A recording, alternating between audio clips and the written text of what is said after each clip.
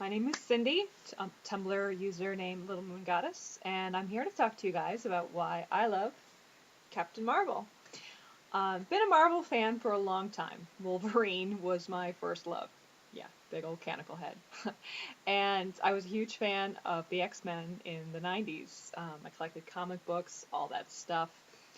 Well, time marched on, and I had to do that whole responsible adult thing, and I just fell out of it. So then in 2008, this glorious film called Iron Man came out. And if you follow my Tumblr, well, you know, I'm basically obsessed isn't the right word because that word comes with tasers and restraining orders. I'm basically a very, very big Robert Downey Jr. fan, and along with him, I fell right back in love with comic books again. So then a couple of years later, this film, little film, you probably never heard of it, called The Avengers came out. Yeah, we all loved it. We all loved it. We did.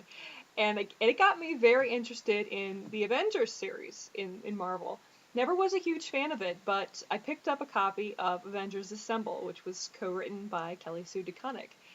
And all of a sudden, I'm reading through it, and I see this woman, and I'm like, what the hell is that?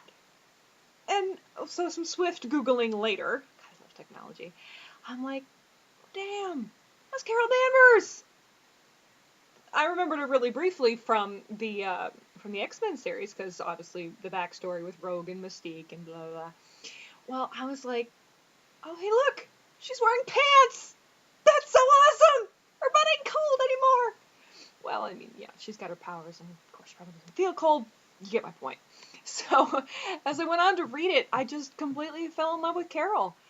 If you know Carol's backstory, you know Our Lady has gone through some seriously deep stuff. I mean, alcoholism, pregnancy, brainwashing, losing her powers, getting her powers back, different powers, aliens, more brainwashing, Skrulls.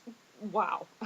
All the mixed bag of insanity that you would expect from a great Marvel character. So, while we're talking about Carol's Carol's appearance in Avengers Assemble, I came to realize that Kelly Sue DeConnick has done something really extraordinary. She's taken Carol's personality and woven it so carefully and so masterfully and so deeply and so deftly that Carol's entire history is walking right along inside of her, but very quietly so.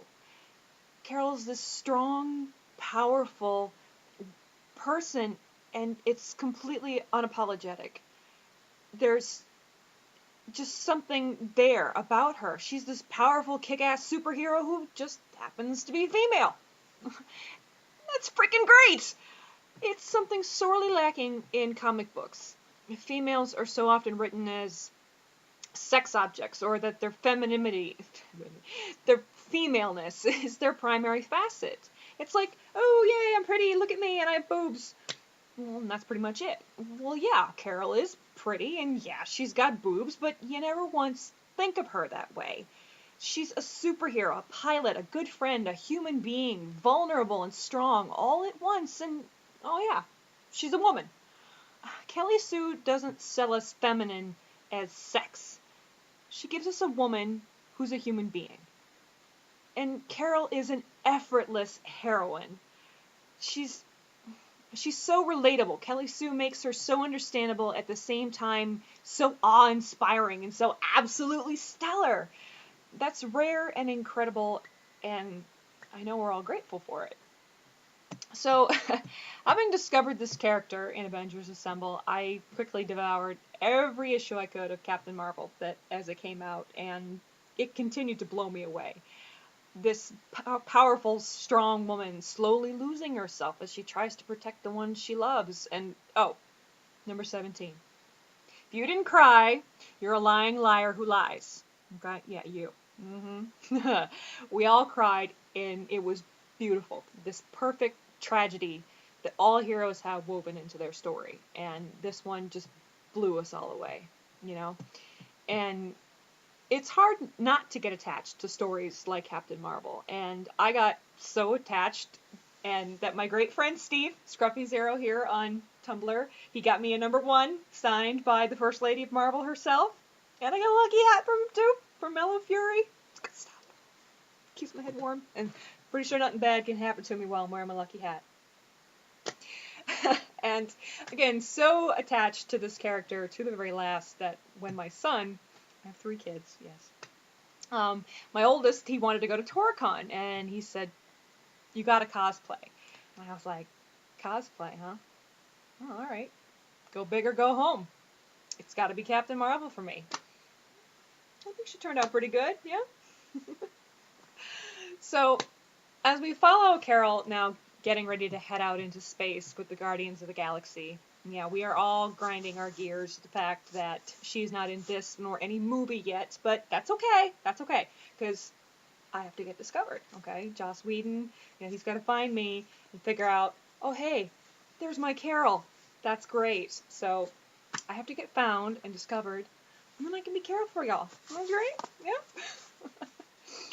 All right, so anyway, getting back into going into space, well, I'm always reminded of a quote from Carl Sagan when I think about Carol. And he says, "A still more glorious dawn awaits. Not a sunrise, but a galaxy rise. A morning filled with 400 billion suns." And I always think of Carol when I read that quote, because she's this powerful, amazing piece of star that just bursts into our consciousness and stays there, glowing and serving as brilliant inspiration for all of us who have to punch dinosaurs every day, who fight our own enemies within, and make us raise all our sparkle fists to our holostar, Carol Danvers, Captain Marvel. Kelly Sue has given us this wonderful gift and something incredibly positive to strive for in life, to make us strive to be the stars that we were always meant to be. And that's why I am Captain Marvel. Thanks very much for listening to me. It was great talking to you guys, and hopefully get to see the rest of you guys put your submissions up for the Carol Core video project. And with that, I'm going to sign off. See you around the galaxy.